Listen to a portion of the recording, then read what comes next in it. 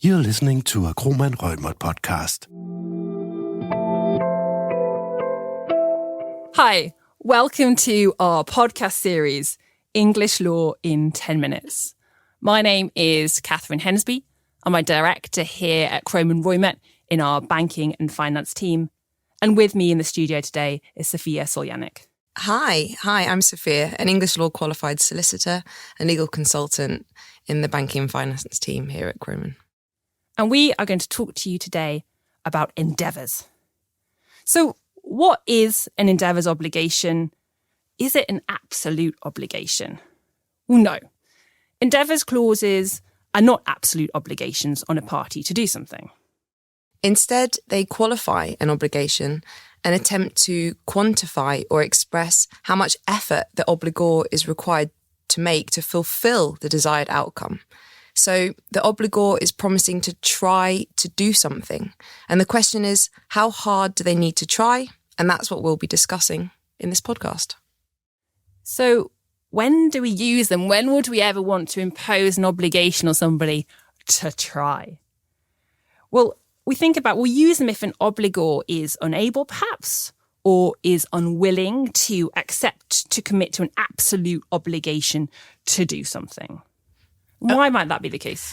Well, typically it's because the obligation is dependent on matters outside of their control, or at the time the agreement is entered into, they're not aware of what will be required to comply with that obligation.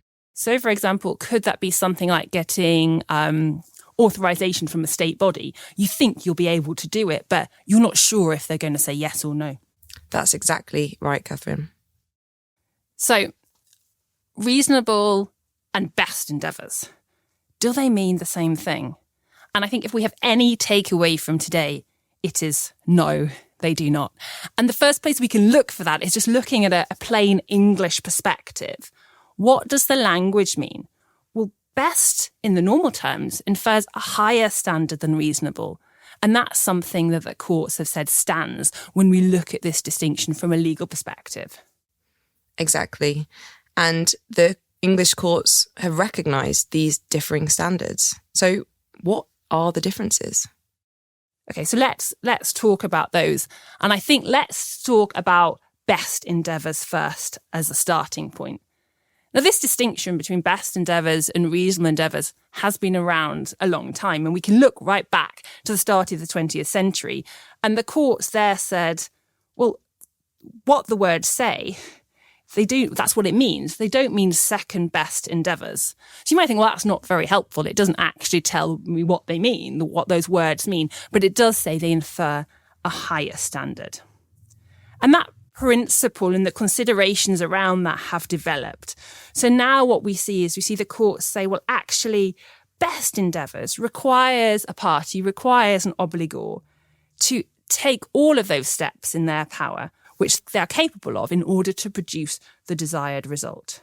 So those are steps which we could say are prudent, which are determined, and which a reasonable obligee, and this is important, but acting in his own self-interests, would take. So effectively, that obligor has to take steps that he would take for himself to achieve a desired result.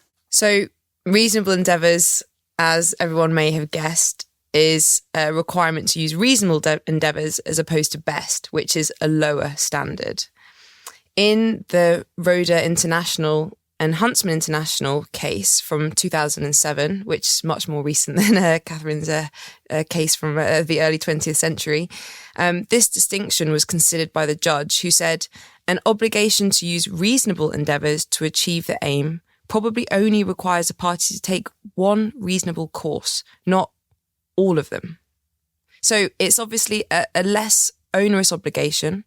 And while each interpretation of the obligation is subjective and is very much based on the circumstances of the obligor and the commercial agreement, there are precedents which reinforce that the obligor is not required to sacrifice its own commercial interests.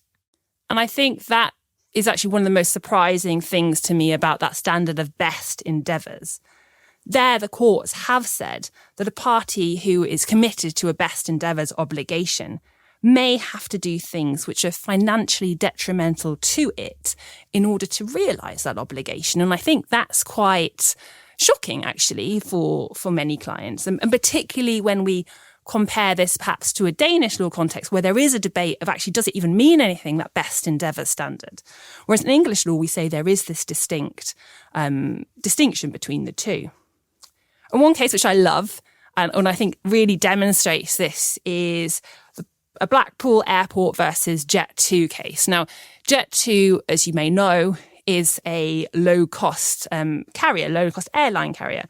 And they flew in and out of Blackpool Airport, a small airport in the north of the UK. Now, as you can imagine, Blackpool Airport didn't have a lot of traffic, and so it wasn't open for very long. But Jet2 liked flying in early and liked flying out late, or in late. They're the cheaper slots. And Jet2 and Blackpool Airport had a contract. And that contract said that Jet2 and Blackpool Airport will use their best endeavours to promote Jet2's low-cost services. And the question for the court was, well, was that reference to best endeavours? Did that mean that Blackpool Airport had to open early and late at a financial detriment to itself? And the court said yes. Yes, it did. So here we really see that actually parties may have to take actions which aren't in their best interests. So we've touched on best and reasonable endeavours, and there's also variations in between. One might have seen in a contract all reasonable endeavours, which the courts have stated is probably a middle position somewhere between the two.